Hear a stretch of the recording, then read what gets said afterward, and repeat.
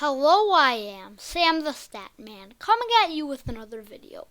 Today I'm going to be ranking every player from the 1969, 1970, and 1972 Hall of Fame classes from worst to best. The reason I'm doing these three Hall of Fame classes is because two players were elected by the baseball writers in 1969. One was elected in 1970. In 1971, one player was lots of players were elected, but none by the baseball writers. However, I'd like to give a special shout out to Satchel Paige, who was elected by a special Negro Leagues committee. And finally, in 1972, three players were elected. So I just decided to combine all these Hall of Fame classes, treat all these players like they came out of the same Hall of Fame class, rank them all on the list. And yeah, so without further ado, let's get into it. Number 6 is Roy Campanella. In his career, Roy Campanella batted .276, .360, .500 with a .123 OPS plus. He had 1,161 hits, 242 homers, and 35.6 WAR. In his career, he won 3 MVP awards and was an 8-time All-Star. The reason I'm putting Roy Campanella at number 6 is because, while he only played 10 years in his career because of segregation, he only averaged 3.5 WAR a season.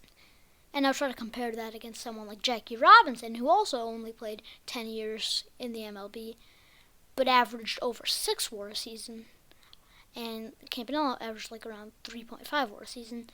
And that's why I put Roy Campanella at number 6. I put him last because, while he was a very good player, he averaged only 3.5 WAR a season.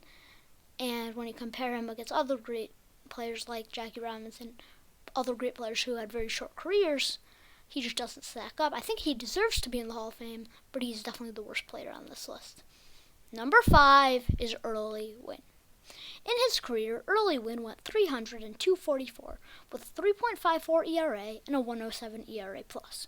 In 4,564 innings pitched, he struck out 2,334 batters. He had a 1.329 whip and 61.1 WAR. In his career, he won a Cy Young Award, was a 9-time All-Star, and won an ERA title. Barely edging out Early Wynn for the number 4 spot is Lou Boudreau. In his career, Lou Boudreau batted .295, .380, .415 with a 120 OPS plus.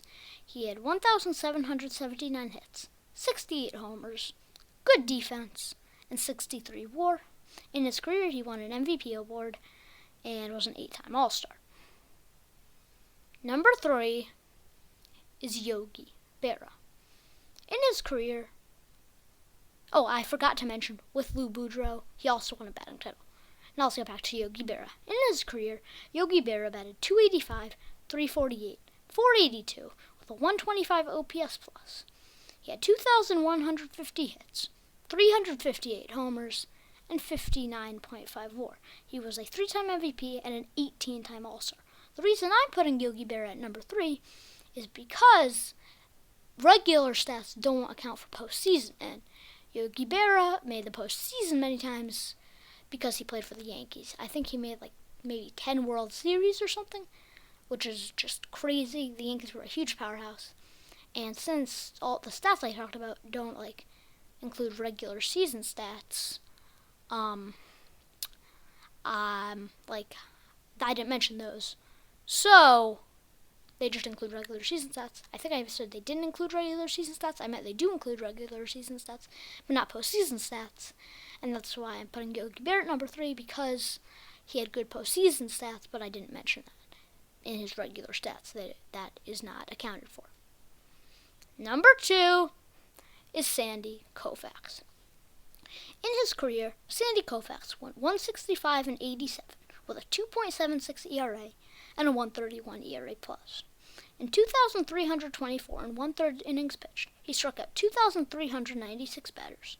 He had a 1.106 whip and 48.9 WAR.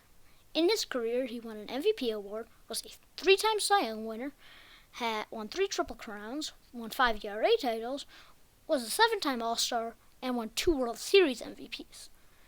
I'm putting Koufax at number 2 based on his incredible World Series performance and the fact that in his prime, he was so good. He was amazing in his prime.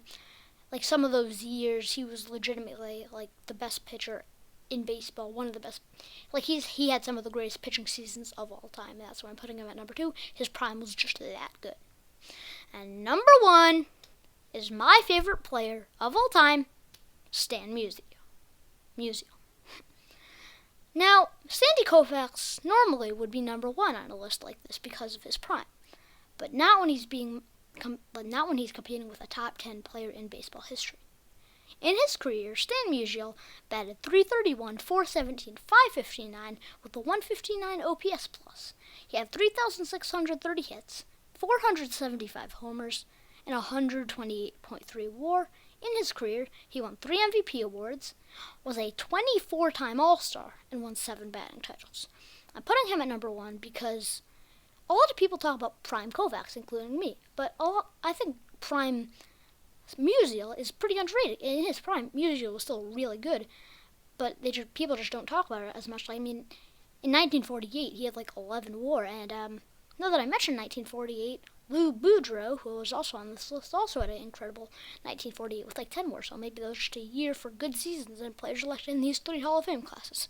But yeah, like I said, Stan Musial had an incredible prime and peak, and for the rest of his career, for pretty much all of his career, he was really good, and that's why he's number 1. He was just one of the greatest players of all time. Hope you guys enjoyed that video. Don't forget to like, share, and subscribe. I will see you guys in the next video. Stay safe. Bye!